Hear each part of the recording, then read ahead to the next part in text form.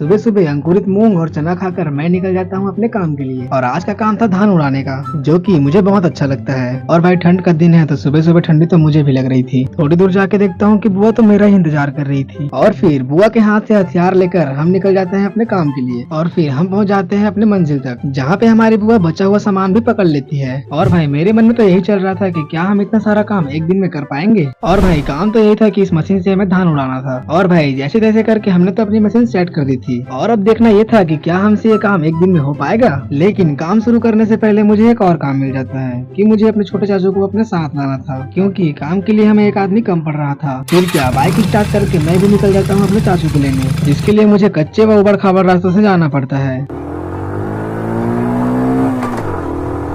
लेकिन ये बेचारा तो काम न करने के नए नए बहाने बना रहा था। और फिर दादी से पड़ती है डांट और ये बेचारा चलने के लिए तैयार हो जाता है। और इस बार ड्राइविंग तो मेरे चाचू कर रहे थे, तो मन में थोड़ा बहुत डर तो रहना जरूरी है। और मैं तो समझ गया था कि चाचू के हाथ में ड्राइविंग देकर मैंने तो कर दी थी बहुत बड़ी गलती। और मैं ऐसा क्यों बोल रहा हूँ ये आप लोग खुद ही देख लो।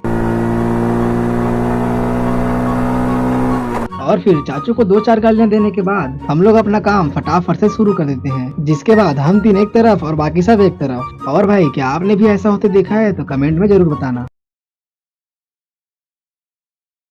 और भाई थोड़ी देर में हमने भर ली थी 3 बोरियां।